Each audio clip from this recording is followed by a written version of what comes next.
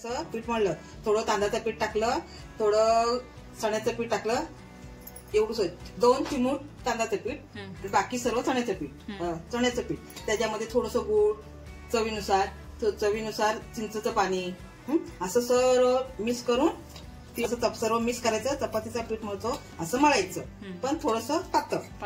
आणि चाळणीमध्ये हे असं हे करायचं आणि चाळणीला तेल लावायचं आणि हे असं ठेवायचं. मग हे असं चाळणीला तेल लावायचं आणि असं असं हाताने करायचं, पसरवून घ्यायचं. असं पसरवून घ्यायचं. आपल्याला जेवढं जाड पातळ पाहिजे ना आपल्या वडी त्याप्रमाणे.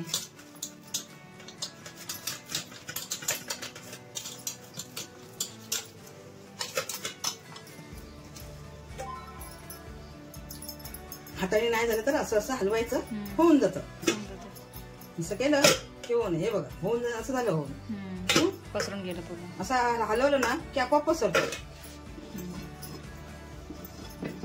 हे पाणी उकळवत ठेवलेलं आहे, त्याच्यावर ही अशी चाळण ठेवायची, म्हणजे वाफेवर ते होणार.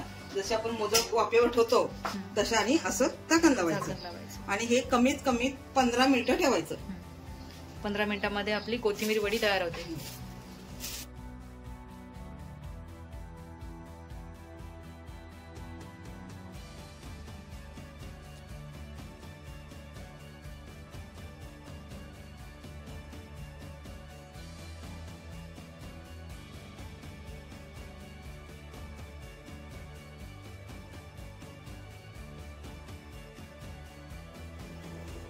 ही झाली आपली तयार कोथिंबीर वडी.